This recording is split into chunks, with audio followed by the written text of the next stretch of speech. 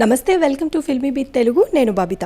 నిన్ననే film chamber elections జరిగాయి. దాని రిజల్ట్స్ కూడా మనం చూసాము. అయితే దీనికి సంబంధించి సీనియర్ ప్రొడ్యూసర్ నట్టికుమార్ గారు మనతో పాటు ఉన్నారు. ఆయన అడిగి మరిన్ని విషయాలు తెలుసుకుందాము. నమస్తే సార్. నమస్తేమా సార్, కంగ్రాచులేషన్స్. ఫస్ట్ పాప గెలిచారు. అండ్ మోర్ ఓవర్ మీ ముందు ఇప్పుడు వాళ్ళ ముందు మీరు పెట్టాలి అనుకున్న సమస్యలు ఏంటి, ఎలాంటి సమస్యలు మీరు ఎదుర్కొంటున్నారు?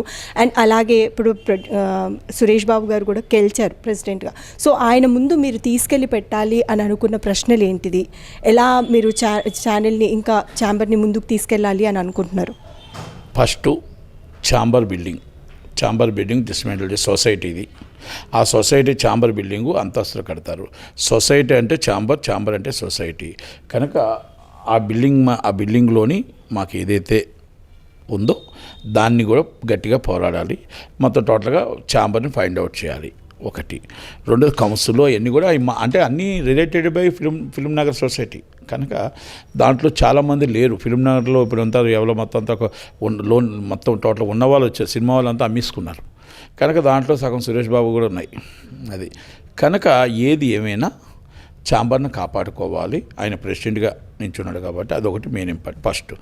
సెకండ్, రేపు రాబోయే తరం మల్టీప్లెక్స్ల తరం కాబట్టి చిన్న సినిమా నిర్మాతను కాపాడాలన్నా, మీకు ఓటేసిన నిర్మాతను రక్షించాలన్నా 20% ఆక్యుపేషన్ అండ్ మల్టీప్లెక్సెస్ మాకు ₹100 టికెట్కి ఇవ్వాల్సిందే. 80% మీరు ఎంత రేట్ ఎడతారని అడగట్లా.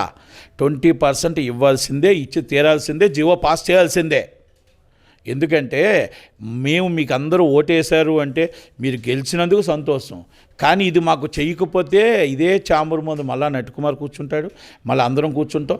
ఇది మాకు ఒక యజ్ఞం, ఇది మాకు కష్టం.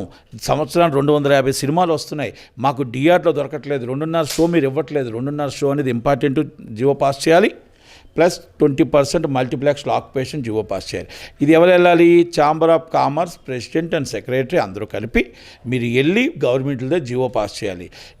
ఈరోజు ఎవరండి? చంద్రబాబు నాయుడుకి అతి దగ్గర వ్యక్తి ఎవరు? సురేష్ బాబు గారు, అశోక్ కుమార్ గారు. కనుక ఇద్దరు దగ్గరుండి వెళ్ళి చేయించుకురావాలి. ఈ 2 సంవత్సరాల్లో చేయకపోయారు అనుకోండి, ఓట్లు దాకా కాదు, మేము అపోజిషన్లో ఉన్నాం కాబట్టి 17 మంది మళ్ళీ పోరాడతాం.